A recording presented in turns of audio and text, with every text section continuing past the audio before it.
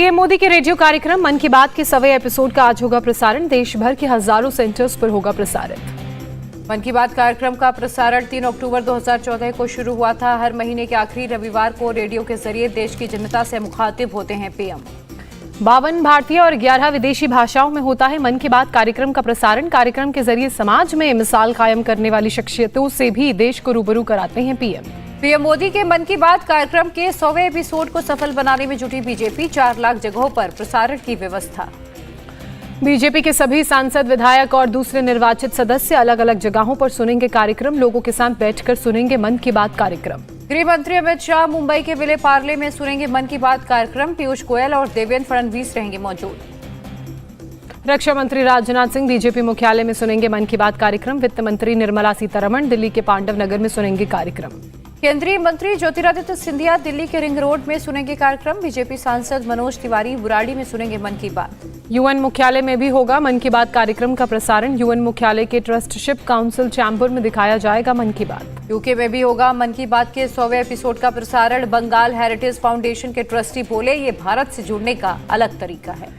Bill Gates ने tweet कर PM Modi को दी बधाई। लिखा, मन की बात ने महिलाओं के सशक्तिकरण समेत अन्य मुद्दों पर विकास के क्षेत्र में जागरूकता का काम किया। यूपी में 55,000 सेंटर्स पर मन की बात सुनेंगे लोग। सभी सांसद, विधायक और चुने हुए प्रतिनिधि लोगों के साथ सुनेंगे मन की बात। केंद्रीय मंत्री स्मृति ईरानी आज अमेठी दौरे पर रहेंगी। परसदेपुर में लोगों से बात करेंगी। साथ ही उनके साथ मन की बात कार्यक्रम सुनेंगी। कई और कार्यक्रमों में भी वो शरीक होंगी। मुंबई में गेटवे ऑफ इंडिया पर मन की बात कार्यक्रम पर लाइट एंड साउंड शो दिखाया गया। कर्नाटक में आज दूसरे दिन भी चुनावी रण में उतरेंगे पीएम मोदी। 3 जनसभाओं को करेंगे संबोधित। एक जगह करेंगे रोड शो। पीएम मोदी सुबह 11:30 बजे कोलार में रैली को संबोधित करेंगे। दोपहर 1:30 बजे मांड्या के चन्नापटना में भी होगी पीएम की रैली। पीएम मोदी की शाम 3:45 बजे हासन जिले के बेलूर में होगी रैली। शाम 5:45 बजे मैसूर में करेंगे रोड शो। सीएम योगी की आज कर्नाटक में ताबड़तोड़ 5 जनसभा। कोप्पल, रायचूर, कलबुर्गी और बीदर में करेंगे चुनाव प्रचार। बीजेपी अध्यक्ष जेपी नड्डा आज कर्नाटक के दावणगेरे और दक्षिण कन्नड़ में करेंगे जनसभा। उडुपी में करेंगे रोड शो। कांग्रेस नेता प्रियंका गांधी वाड्रा भी आज कर्नाटक में 3 जनसभा को करेंगी संबोधित। बेलगावी और बागलकोट में करेंगी रैली।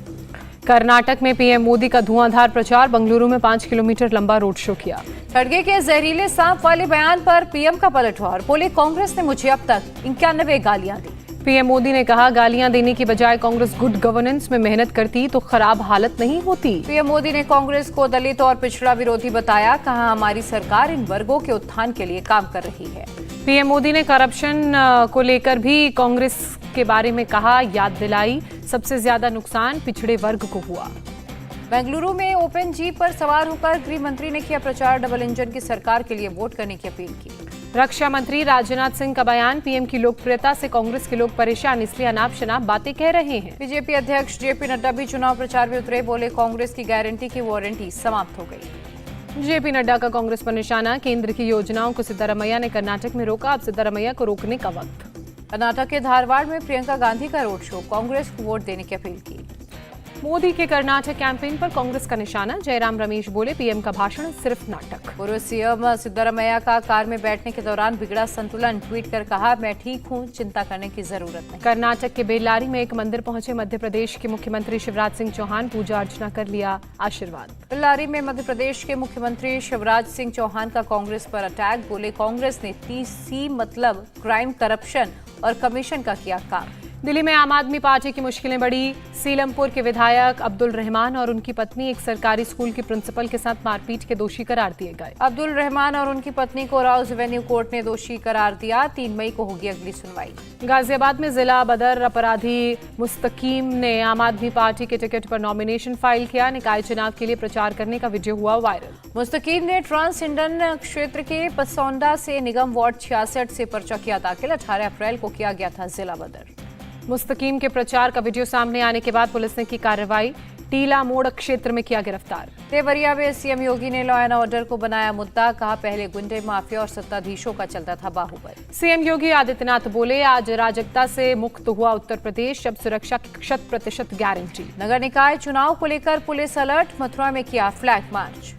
समाजवादी पार्टी अध्यक्ष अखिलेश यादव आज देवरिया जाएंगे, एक श्रद्धांजलि में करेंगे शिरकत। एआईएमआईएम के दिल्ली अध्यक्ष कालिमुल हफीज ने छोड़ी पार्टी। निकाय चुनाव में पार्टी के खराब प्रदर्शन की वजह से ओवैसी कालिमुल से थे नाराज।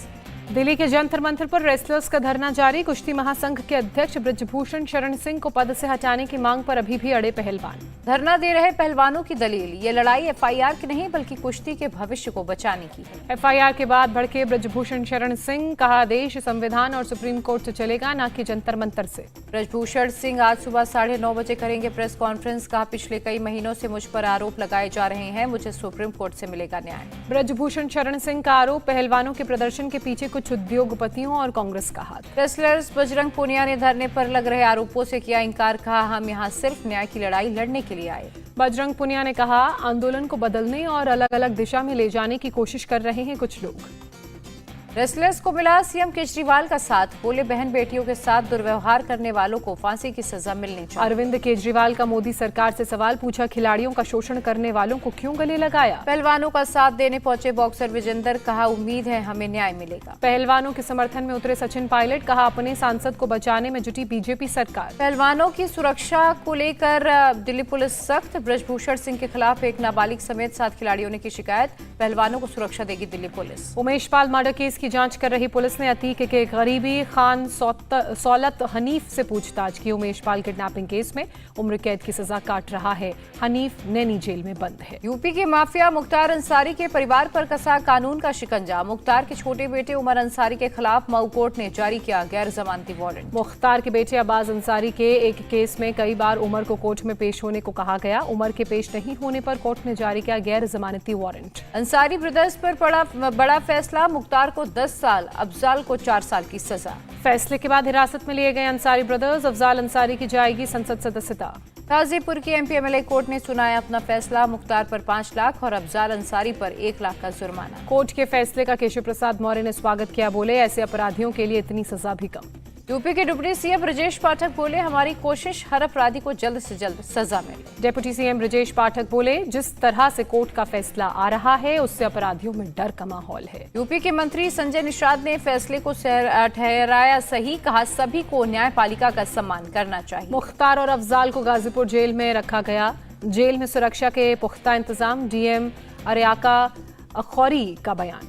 अंसारी ब्रदर्स को सजा मिलने के बाद गाजीपुर पुलिस अलर्ट। पूरे जनपद में चप्पे चप्पे पर पुलिस बल तैनात। उमेश पाल हत्याकांड के आरोपी गुड्डू मुस्लिम के 2 साथी मल्ली और मुकेश को उत्तर प्रदेश एसटीएफ की तलाश। अतीक हत्याकांड के तीनों आरोपियों की न्यायिक हिरासत 14 दिन के लिए बढ़ाई गई। अब 12 मई को होगी अगली सुनवाई। अतीक की बहन आयशा नूरी की सरेंडर याचिका का मामला। धूमनगंज पुलिस ने कोर्ट में नहीं दी रिपोर्ट। अब 2 मई को होगी मामले की सुनवाई। प्रयागराज में अतीक से छुड़ाई गई जमीन पर सरकार ने बनाए 76 फ्लैट। पीएम आवास योजना के तहत बनने शुरू हुए थे फ्लैट खरीदने के लिए 6000 से ज्यादा आवेदन। लॉटरी के जरिए जल्द होंगे लोगों को आवंटित। पूर्व सांसद आनंद मोहन की रिहाई को चुनौती। सुप्रीम कोर्ट में पूर्व आईएएस कृष्णैया की पत्नी ने दी याचिका। आनंद मोहन की रिहाई पर बीजेपी का हमला जारी। सुशील मोदी बोले एक व्यक्ति के लिए कानून को कमजोर कर दिया। सुशील मोदी ने कहा कि आगामी लोकसभा चुनाव को देखते हुए आनंद मोहन को रिहा किया गया। मोदी सरनेम केस में राहुल की याचिका पर अब 2 मई को सुनवाई होगी। अभिषेक मनु सिंघवी जवाब दाखिल करेंगे। राहुल गांधी को झारखंड हाई कोर्ट से राहत नोटिस पर लगाई रोक। 2019 में अमित शाह पर की थी विवादित टिप्पणी। आबकारी मामले में मनीष सिसोदिया को राहत नहीं। राउज एवेन्यू कोर्ट ने न्यायिक हिरासत 8 मई तक बढ़ाई।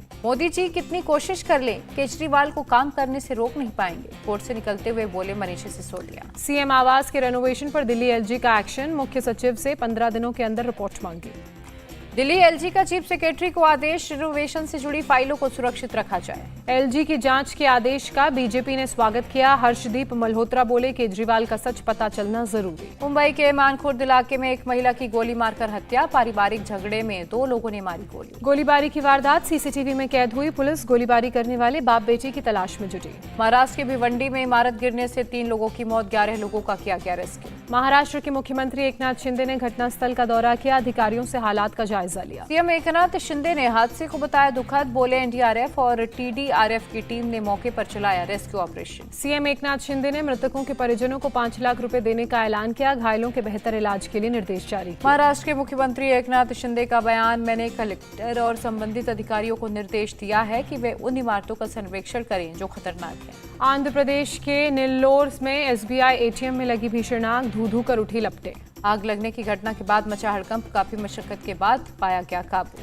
छत्तीसगढ़ के सूरजपुर वन प्रमंडल में बचाई गई बाघिन को टाइगर रिजर्व में छोड़ा गया, सभी दिशा निर्देशों का पालन किया गया। उत्तर प्रदेश के मथुरा में शराब तस्करी का भांडाफोड़, पुलिस ने 3 आरोपियों को गिरफ्तार किया। एसटीएफ पुलिस और आबकारी टीम की कार्रवाई, यमुना एक्सप्रेसवे से 150 पेटी शराब पकड़ी गई। यूपी के डिप्टी सीएम ब्रजेश पाठक ने किया अयोध्या में श्रमदान, राम मंदिर निर्माण के लिए सर पर उठाए पत्थर। ब्रजेश पाठक ने पूरे राम मंदिर परिसर का दौरा किया, मंदिर निर्माण से जुड़ी जानकारियां भी ली। जम्मू कश्मीर में जिला रोजगार केंद्र की पहल, कश्मीरी युवाओं के लिए 1 दिवसीय रोजगार मेले का किया गया आयोजन। रोजगार मेले में युवाओं ने बढ़ चढ़कर हिस्सा लिया, कई मुद्दों पर दी गई जानकारी।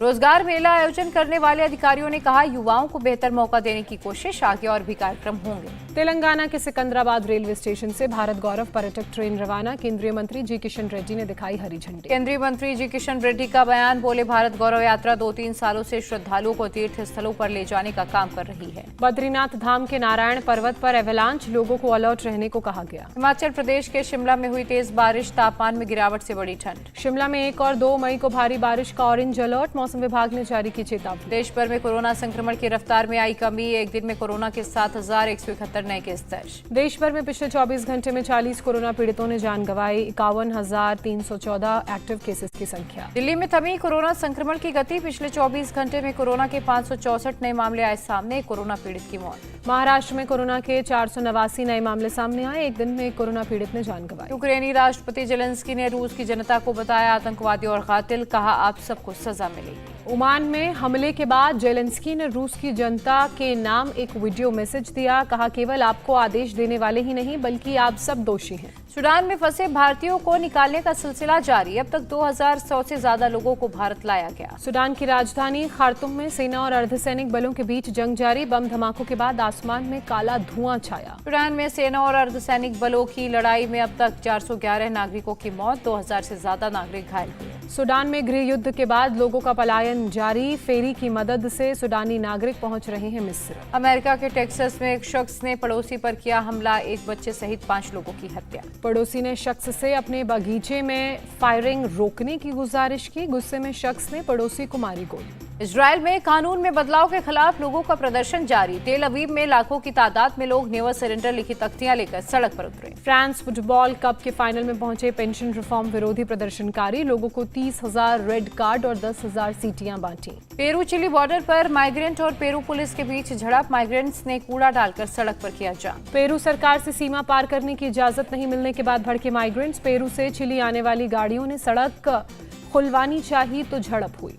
चीन में जंगल में कार से निकलना एक महिला को महंगा पड़ा, महिला को साइबेरियन बाघ ने दबोचा। जंगल सफारी के लिए परिवार के साथ आई थी महिला, पति से झगड़ा होने के बाद कार से निकला तो बाघ ने किया हमला।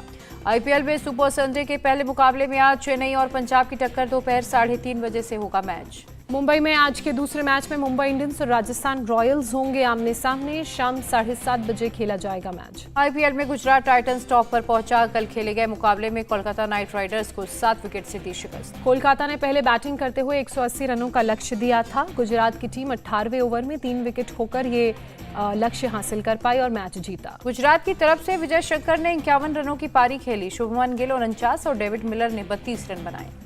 कोलकाता की तरफ से गुरबाज ने 81 रनों की पारी खेली, आंद्रे रसेल ने 34 रन बनाए, रिंकू सिंह और टी जगदीशन ने 14 रन बनाए। गुजरात की तरफ से मोहम्मद शमी ने 3 विकेट झटके, जोशुआ लिटिल और नूर अहमद ने 2-2 खिलाड़ियों को भेजा पवेलियन। जोशुआ लिटिल बने player of the match, Joshua ने 4 ओवर में 25 रन देकर 2 खिलाड़ियों को आउट किया। दिल्ली में दिल्ली कैपिटल्स को मिली हार, हैदराबाद ने 9 रनों से हराया, 8 मैचों के बाद दिल्ली आखिरी पायदान पर काबिज। सनराइजर्स हैदराबाद ने पहले खेलते हुए 198 रनों का लक्ष्य दिया, दिल्ली की टीम 20 ओवर में 188 रन ही बना सकी। हैदराबाद की तरफ से अभिषेक शर्मा ने 67 रनों की पारी खेली, क्लासन ने 53 रन बनाए, सबत ने 28 रनों की पारी खेली। दिल्ली की तरफ से मिचेल मार्श ने 4 विकेट झटके, ईशान किशन और अक्षर पटेल को 1-1 विकेट मिला। लक्ष्य का पीछा करने उतरी दिल्ली की टीम को पहले ओवर में ही लगा झटका, डेविड वार्नर 0 पर आउट। दिल्ली की तरफ से मिचेल मार्श ने 63 रनों की पारी खेली, एंड्रू फिलिप सॉल्ट ने 59 रन बनाए, अक्षर पटेल ने 29। हैदराबाद की तरफ से मयंक मार्कंडेय ने 2 विकेट झटके। भुवनेश्वर कुमार सहित 4 खिलाड़ियों को मिला एक विकेट। मिचेल मार्श को मिला प्लेयर ऑफ द मैच का अवार्ड। मार्श ने बैटिंग में 63 रन बनाए। गेंदबाजी में मार्श ने 4 विकेट चटके। पाकिस्तान ने न्यूजीलैंड को दूसरे वनडे में 7 विकेट से हराया। न्यूजीलैंड ने 337 रनों का टारगेट दिया। पाकिस्तान ने 3 विकेट खोकर हासिल की जीत। न्यूजीलैंड की तरफ से डेरियल मिचेल ने 129 रनों की पारी खेली। लाथम ने 98 रन बनाए। बवेज ने 51 रन बनाए। पाकिस्तान की तरफ से हारिस रऊफ ने 4 विकेट झटके। नसीम शाह को 1 विकेट मिला। पाकिस्तान की तरफ से फखर जमा ने नाबाद 180 रनों की पारी खेली। बाबर आजम ने 65, मोहम्मद रिजवान ने 54 रन बनाए। फखर जमा को मिला प्लेयर ऑफ द मैच का अवार्ड। फखर ने 144 गेंद में नाबाद 180 रन बनाए। जिया खान सुसाइड केस में बरी होने के बाद सूरज पंचौली पहुंचे सिद्धिविनायक के दरबार। बप्पा के सामने मत्था टेक कर शुक्रिया किया। सूरज पंचौली के सिद्धिविनायक का वीडियो सामने आने पर हुआ विवाद। जूते छूने के बाद बिना हाथ धोए बप्पा की तस्वीर को छू दिया। सोनम कपूर ब्रिटेन के किंग चार्ल्स III की ताजपोशी में करेंगी शिरकत। 7 मई को लंदन में होगी ताजपोशी। फिल्म आदिपुरुष का मोशन पोस्टर रिलीज। सीता नवमी के मौके पर आउट हुए पोस्टर में कृति सेनन सीता लुक में नजर आई। सड़क पर जीप में सवार लड़कों ने किया स्टंट। अपने साथ दूसरों की जान के साथ भी किया खिलवाड़। बुलंदशहर में सपा के पूर्व विधायक गुड्डू पंडित ने रिक्शा चालक अपनी पत्नी का किया प्रचार। वीडियो सोशल मीडिया पर वायरल। युवक ने आधा दर्जन बच्चों को बैठाकर सड़क पर चलाई स्कूटी। सरधना का बताया जा रहा है वायरल वीडियो। फर्रुखाबाद पुलिस का कारनामा। रिक्शे पर लेटकर पिकेट ड्यूटी करते हुए वीडियो वायरल।